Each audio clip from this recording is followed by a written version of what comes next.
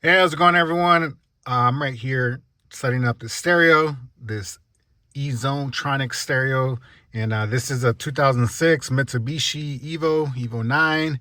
And yeah, so this thing is actually really nice compared to the one I had before. I used to have the original one, the old school one with the CD player. Man, I don't even know people who have CDs nowadays. I'm sure someone has a collection out there. That's probably you, and you're probably looking at this to upgrade, right? So it was, I don't know how many years since I actually did anything, but yeah. So it's 2006. We're in 2026. So 20, like probably.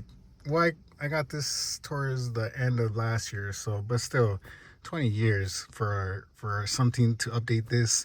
As you can see, it's a very simple setup. It's not too flashy. The Evo is more of a sportier car that doesn't have the bells and whistles inside. So something like this makes a huge difference.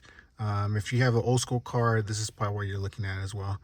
And it looks nice. Quick disclaimer, I reached out to the company because of that. They decided to sponsor this video, which is awesome. And yeah, let's just go through some features. So as you can see, I have Apple CarPlay already set, or now I have it set.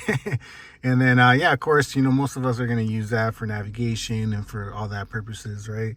And when it comes to the radio, though, I turned this on and it didn't sound that great. And I was like, what's going on? So make sure, let's go home. Let's go to EQ and make sure you set up your EQ, right? Because then you're going to be blaming the stereo, and it wasn't the stereo, it was probably your speakers. And the EQ, make sure that's set up. I took time to the type of music I listen to and kind of adjust the way I like it. Not too much bass, and I'll probably lower that. That's a little on the high end. And yeah, this thing has everything you need. Like I said, it has Apple CarPlay, which you already seen, Android Auto, USB, radio.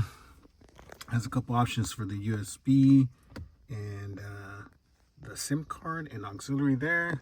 And it's pretty simple. I like the colors on this, makes it really nice.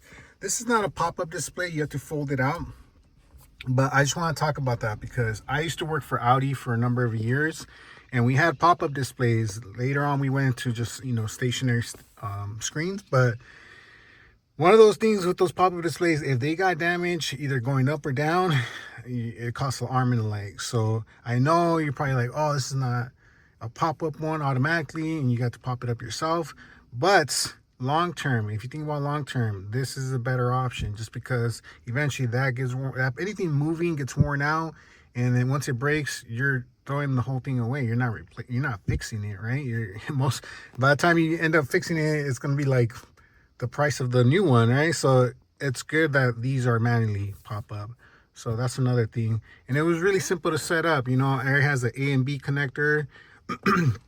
I got a wiring harness, so it was just a plug and play and the plug for the antenna, and that's it. It started right up, no issues.